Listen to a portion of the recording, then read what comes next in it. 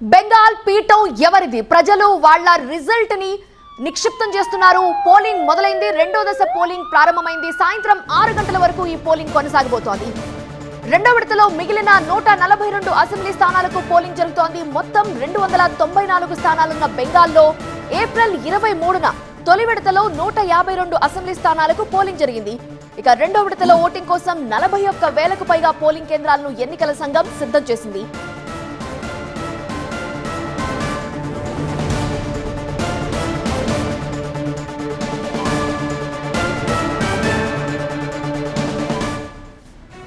రెండో విడత పోలింగ్ లో 142 అసెంబ్లీ స్థానాలకు గాను 1448 మంది అభ్యర్థులు బరిలో ఉన్నారు.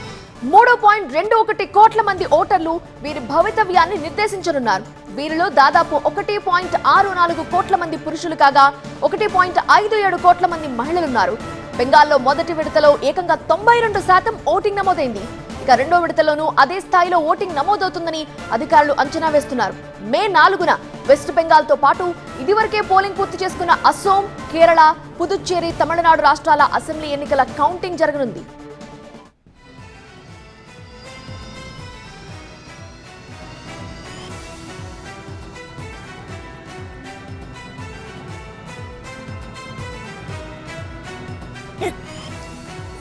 పోలింగ్ కొద్దిసేపటి క్రితమే ప్రారంభమైంది. సాయంత్రం 6 గంటల వరకు కొనసాగనుంది. చివరి విడత పోలింగ్ కొనసాగుతోంది. పశ్చిమ బెంగాల్లో 142 అసెంబ్లీ స్థానాలకి 1448 మంది అభ్యర్థులు బరిలో ఉన్నారు.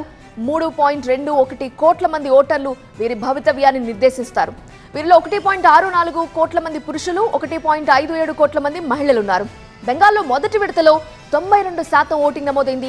సో రెండో విడతలో అదే స్థాయిలో ఓటింగ్ నమోదవుతుందని అధికారులు అంచనా వేస్తున్నారు.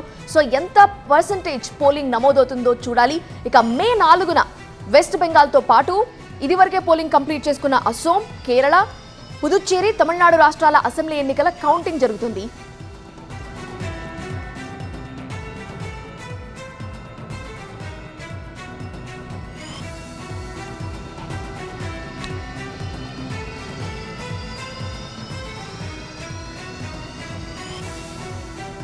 భారీ భద్రతా ఏర్పాట్లయితే అక్కడ చేశారు.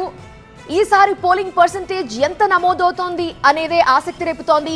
ఎందుకంటే మొదటి విడత పోలింగ్ లో ఏకంగా 92% ఓటింగ్ నమోదైంది. సో ఈసారి కూడా అదే స్థాయిలో ఉంటుంది అని అధికారులు అంచనా వేస్తున్నారు. సో ఏం జరగబోతోంది? ఇదొక అంశం ఉత్కంఠ రేపుతోంది. ఇక ఫలితాలు ఎప్పుడు వస్తాయి? మే 4న వెస్ట్ బెంగాల్ తో పాటు మిగిలిన 4 రాష్ట్రాల అసెంబ్లీ ఎన్నికల కౌంటింగ్ కూడా జరగబోతోంది.